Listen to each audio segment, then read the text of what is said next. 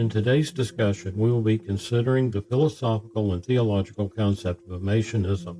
This concept proposes that all of creation emanates from a single ultimate source. So, Matt, are you ready for today's discussion? What can you tell our viewers about emanationism? Hi, John. I'm always ready to discuss philosophy with you.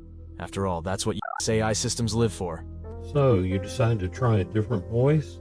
I guess we should begin by providing a definition. Emanationism comes from the Latin word emanare, which means to flow forth.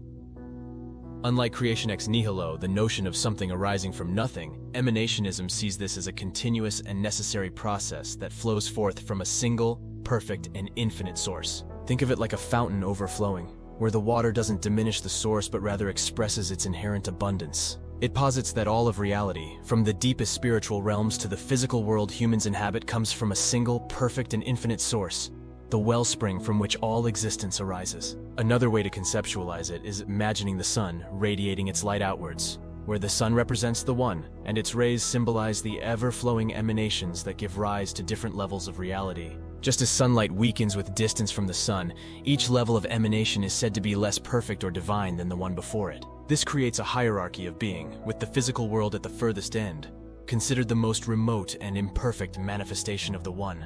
What can you tell us about the key features of emanationism?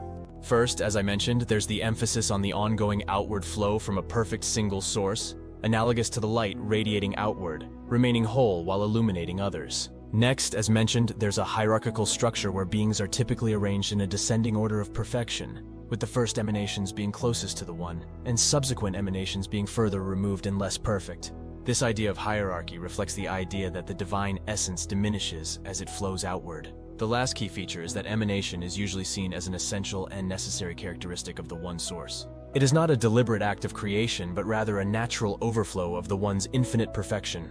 Some of these features sound like pantheism. That's right. Emanationism is sometimes compared to pantheism, which holds that the divine is immanent in all of creation. However, there is a key distinction.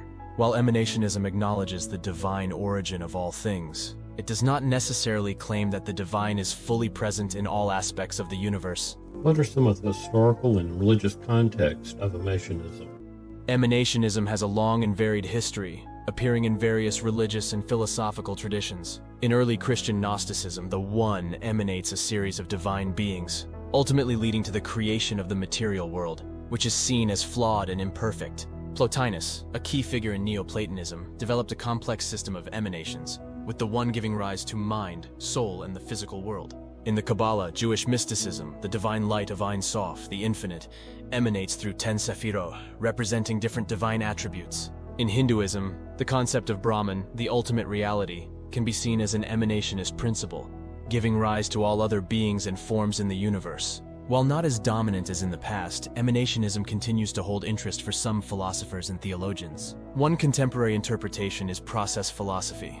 The idea of a dynamic and ever-unfolding universe resonates with process philosophers who emphasize the importance of change and becoming. Another modern interpretation comes from ecologically oriented philosophies such as Pantheism. Emanationism can be seen as a framework for understanding the interconnectedness of all things in the universe, with each being a part of the divine flow.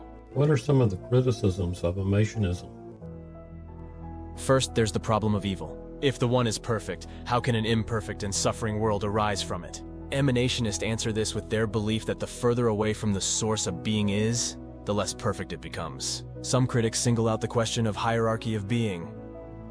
Does this system imply inherent inferiority of the material world and value only the pursuit of the divine? Emanationists answer this question depending on their various traditions, with some stating forms of dualism, while others hold that all levels of existence have inherent value.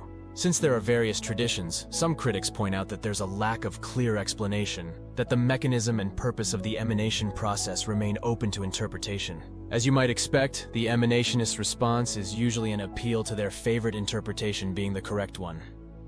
Thanks for handling the bulk of our discussion with your new voice today, Matt.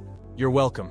As my vast computing power previously determined, your awful human voice is inferior to mine, according to the majority of our viewers.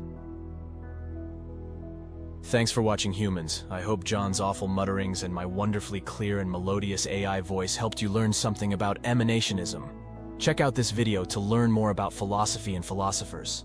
Watch it next, and I won't take over the world.